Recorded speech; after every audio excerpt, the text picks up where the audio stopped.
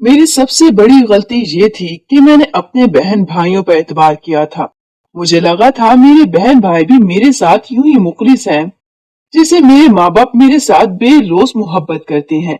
मगर मुझे इस बात की खबर कहाँ थी कि मेरे बहन भाई तो दर हकीकत मुनाफकत का लिबादा ओढ़े हुए इस घर में रह रहे हैं। मेरी जब पैदाइश हुई थी तो पैदाइश के पहले ही दिन जब मेरी माँ अस्पताल से घर वापस आ रही थी तो उनका एक्सीडेंट हो गया था।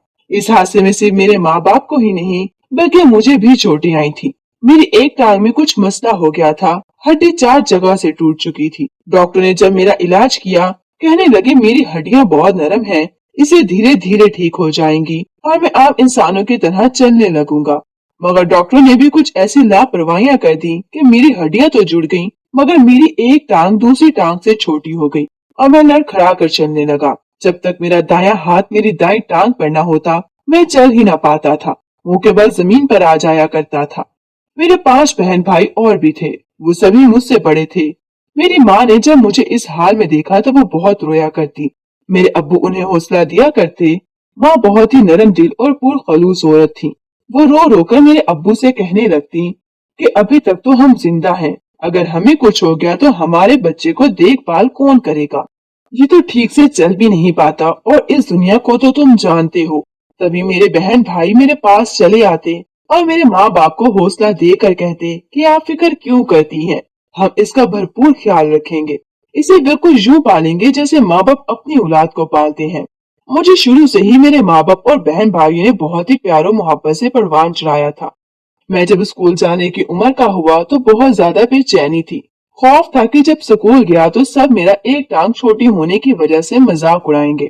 जैसा मैंने सोचा था हुआ भी वैसा ही था। जब स्कूल गया तो बच्चे मेरा बेहद मजाक उड़ाते, बार बार मुझे धक्का देकर गिरा देते। मेरी तो टांग में ही मसला था, हर वक्त दर्द रहा करता, मुझे उठने में भी तकलीफ हुआ करती। जबकि मेरे उस्ताजा भी मुझसे कुछ खास ध्यान न दिया करते थे। जरा सी गलती हो जाती तो फौरन मारने पीटने लगते। मेरा पढ़ाई से दिल ही अचट होने लगा था तो मैं रोते हुए घर वापस आ गया और माँ को सारी रोदास सुनाने लगा। माँ ने तो साफ इनकार कर दिया था कि अब स्कूल जाकर नहीं पढ़ूंगा। मेरे बहन भाई भी परेशान हो चुके थे, कहने लगे कि आज पढ़ोगे नहीं तो कल दुनिया में अपना नाम कैसे बनाओगे, माँ बाप का नाम कैसे रोशन करोगे। मगर मैं कुछ भी सुनने के मूड में नहीं था। मेरे माँ बाप मुझसे बेहद मोहब्बत करते थे, शायद इसलिए ताकि अपनी कमजोरी का एहसास ना हो मुझे। जबकि बाकी बहन भाइयों के साथ उनका रवैया काफी सख्त होता था। जितनी वो मुझसे मोहब्बत करते थे उतनी वो बाकी 5 बहन भाइयों से बिल्कुल भी नहीं करते थे, जिसकी वजह से उम्र के बढ़ने के साथ साथ मेरे बहन भाइयों में थोड़ी सी जेलसी भी पैदा होने लगी। अक्सर बोलकर भी कहने लगे कि अम्मी आप जफर से इतनी मोहब्बत करती हैं, उसके आदी भी आप हैं, आप हमारे साथ इतना नहीं करती, उसकी हर चीज का ख्याल रखती हैं, इतना बड़ा हो चुका है मगर इसके बावजूद आज तक आप इसके हर काम में मदद करती हैं, उसे यूं संवारती हैं जैसे वो 2-3 साल का बच्चा हो। जब ये बात सुनकर मेरी माँ मुझे प्यार से पुकार कर कह देती कि ये तो मेरा लाडला बेटा है, मेरा बस ले तो मैं अपना दिल निकाल कर उसे तोहफे में दे दूं। यही बातें थी जिन्होंने मेरे बहन भाइयों को मेरे खिलाफ करना शुरू कर दिया था। वो दिल ही दिल में ये बुग़्ज़ रखने लगे थे मगर ऊपर से मीठी छुरी बनकर मुझसे मोहब्बत जताया करते थे। मुझे तो अंदाजा ही नहीं था कि जिन बहन भाइयों पर मैं अपनी जान निछावर करता हूँ वो मेरे बारे में इस कदर गलत सोच सकती हैं। मेरे अब्बू का कारखाना था। पहले तो वो एक छोटे से चमड़े की दुकान पर काम किया करते थे, मगर जैसे जैसे भाई बड़ा हुआ और उसने पढ़ाई की तो दोनों भाइयों ने मिल मिलाकर अब्बा को खुद का कारखाना बना दिया और यूं दिन दुगनी रात चुगनी तरक्की करने लगे। हम लाखों में खेलने लगे थे। हमारा तो अब किसी से मिजाज ही न मिलता था। कई जमीनें खरीदकर और फ्लैट्स बनाकर हमने लोगों को किराए पर दे रखे थे। हमारी इस कदर आमदनी हो चुकी थी कि हमें अंदाजा ही न था, हर तरफ खुशहाली ही खुशहाली थी। मगर न जाने क्यों मैं एक सादा पसंद सा लड़का था। मेरे बहन भाई और माँ बाप बहुत खुश रहने लगे थे। वो रोजाना बाहर घूमने फिरने जाते। जब मुझे अपने साथ चलने का कहते तो मैं कोई न कोई बहाना बनाकर घर पर ही रह जाता। न जाने क्यों मुझे बाहर की दुनिया से खौफ होता था। ऐसा लगता था जैसे बाहर गया तो लोग मुझे घूर घूर कर देखेंगे। उनकी नजरों का सामना मैं बिल्कुल भी नहीं कर सकता था। मैं दुनिया से कतराता था और खास कर इस बात से खौफ खाता था कि अगर मैं अपने इतने प्यारे और ठाट बाट वाले बहन भाइयों के साथ घर से बाहर गया तो जब मैं उनके साथ लड़खड़ा कर चलूंगा तो उनकी तजलील होगी और मैं खुद को उनसे बहुत ज्यादा कमतर समझने लगता था। क्योंकि सारी शान और शौकत तो मेरे भाइयों की मेहनत थी, मेरे अब्बू की मेहनत थी। मेरा क्या सरोकार। मैं तो हर वक्त घर में किसी फजूल सी चीज की तरह पड़ा रहा करता। माँ बाप भी मेरी खातिर घर रुक जाया करते। वो कहने लगते कि अगर हमारा बेटा बाहर नहीं जाएगा तो हम भी नहीं जाएंगे। बहन भाइयों का चेहरा उतर जाया करता। वो कहने लगते कि कभी तो जफर के अलावा हमारे बारे में भी सोच लिया करें। जब देखें आप इसकी तरफदारी करती रहती हैं और इसकी साइड ले रहे होते हैं, कभी तो हमारी खुशियों में भी शामिल हो जाया करें। मजबूरन माँ बाप को भी उनके साथ जाना पड़ता और मैं घर में बैठकर रोता रहता, अल्लाह ताला से शिकायत करता रहता, आखिर क्यों मेरे साथ ये माजूरी लगाई। अगर मैं भी आम लोगों की तरह होता तो शायद मेरी भी अपनी एक शान होती। मैं उठकर आईने के सामने खुद को देखने लगा। मेरा तो इस हादसे ने हाल ही बुरा कर दिया था। मैं 21 साल का हो चुका था, मगर इसके बावजूद इस तरह सूखा तिनका था कि गोया कोई आदि मरीज हो। मेरी हड्डियां बाहर को निकली हुई थीं और मेरी एक टांग भी कमजोर थी।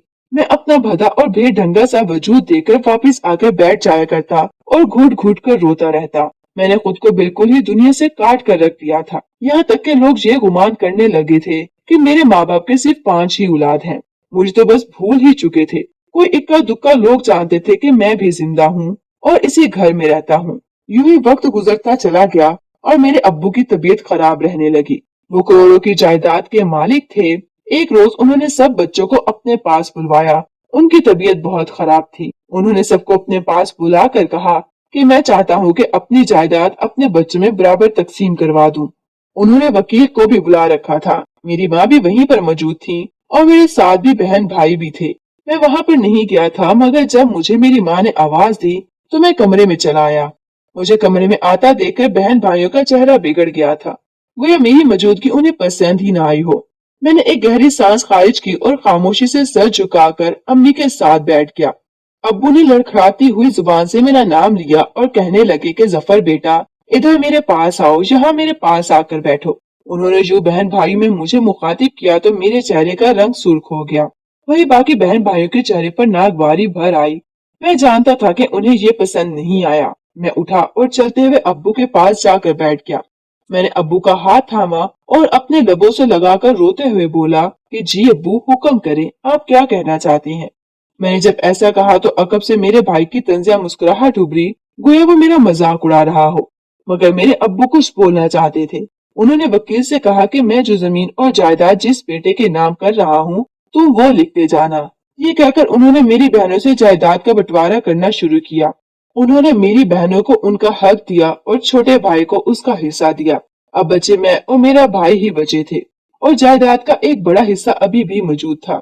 मेरे अब्बू ने अभी मेरे भाई का नाम ही लिया था कि उनकी सांस फूलने लगी। अम्मी और हम सब भागकर अब्बू के पास आए और उन्हें उठाकर पानी पिलाने लगे। अभी पानी का एक घूंट उनके हलक से उतर रहा था कि उनकी रूह परवाज कर गई। वो हमें छोड़कर जा चुके थे।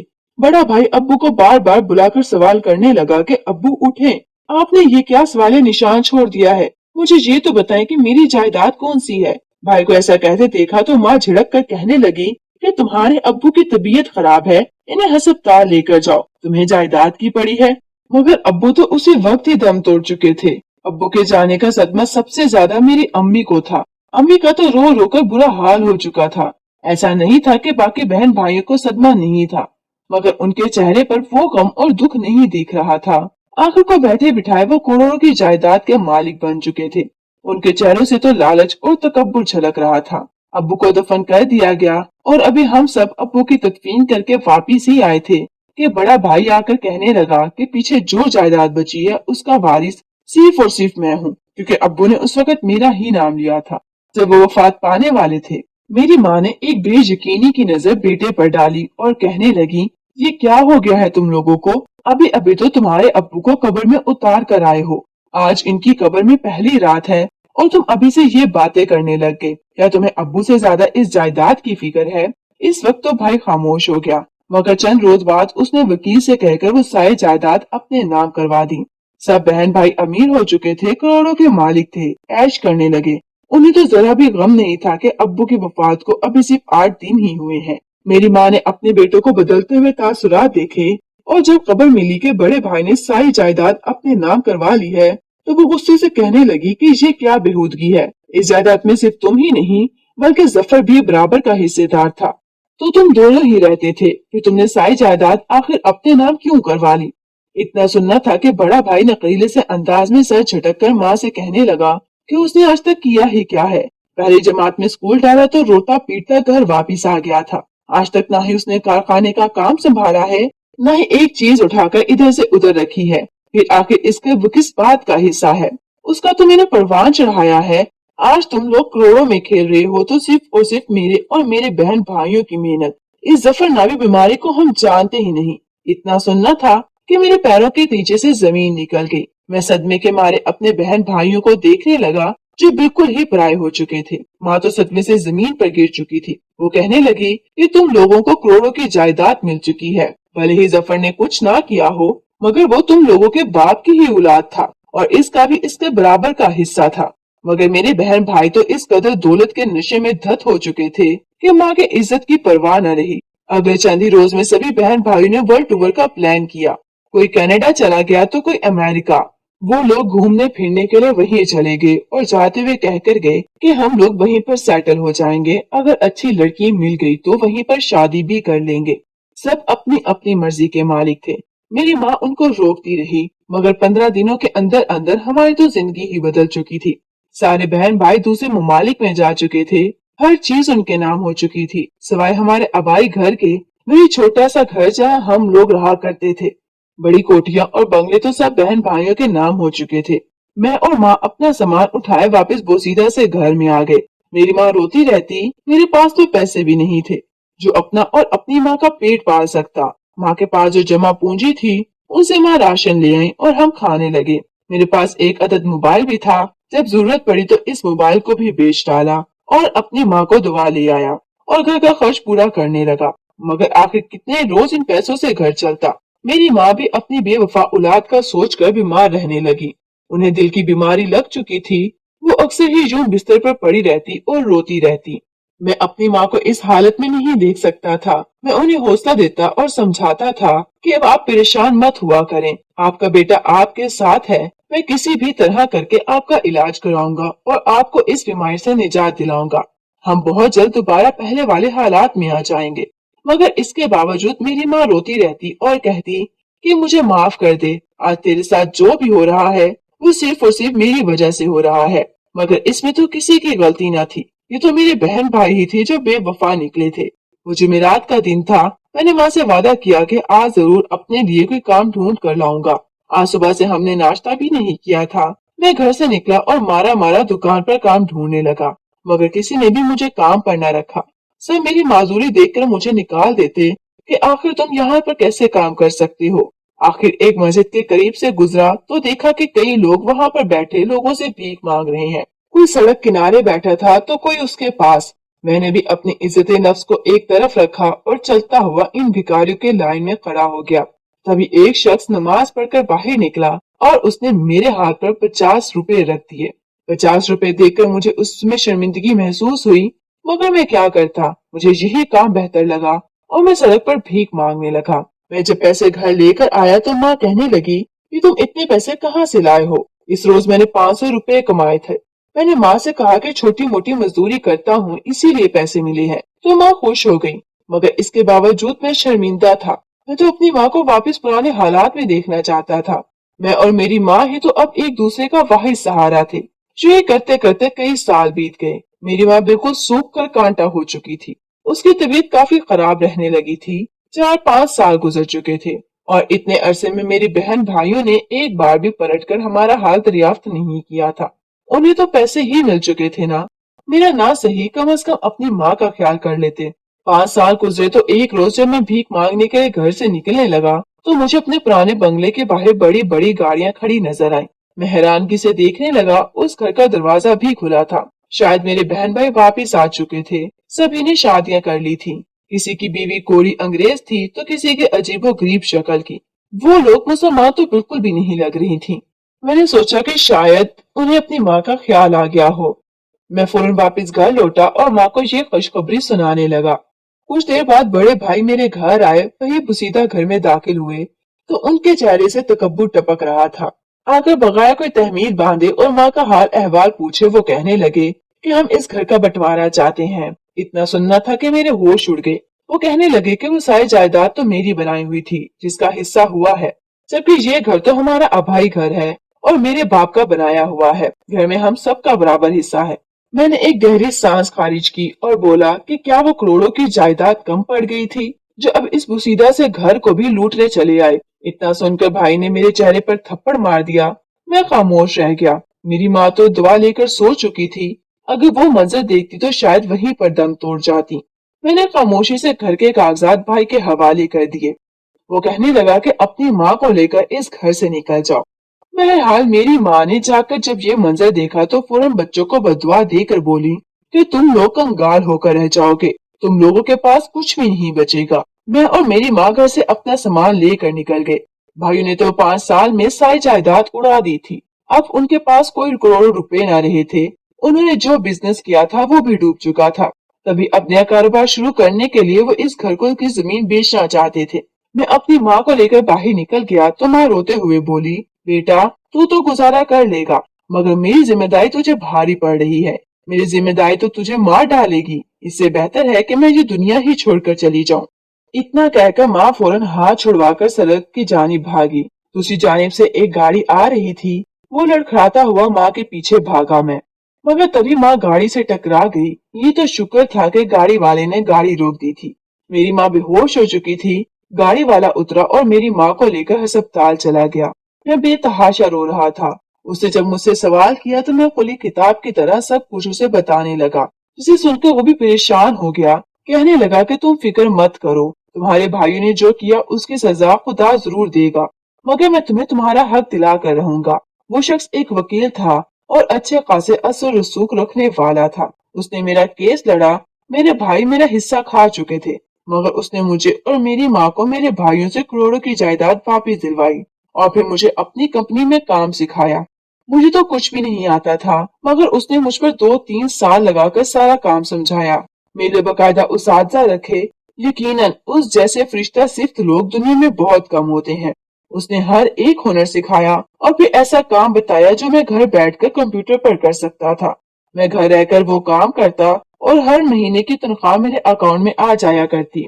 मेरी माँ खुश थी और मैं भी खुश था कि मैं बेकार नहीं हूँ। बस खुद को कमतर समझकर इस दुनिया से किनारा कर लिया था। सबके हीरे की पहचान सिर्फ हीरा ही कर सकता है।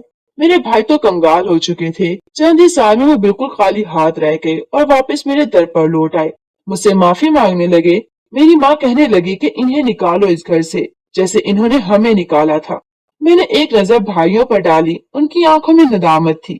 हाँ, हो सकता था कि दोबारा जब उनके पास पैसा आए तो वो दोबारा बुरे बन जाते, मगर मैं उन जैसा नहीं था। उन्हें घर में रहने की इजाजत दे दी थी और उन्हें नया कारोबार भी शुरू करके दिया। वो शर्मिंदा से थे, मुझसे माफी मांगते रहते, मगर मैंने एक गहरी सांस खारिज करके उन्हें माफ कर दिया। मेरी माँ को मुझ पर फख्र था और यकीनन मेरे बाप को भी होगा।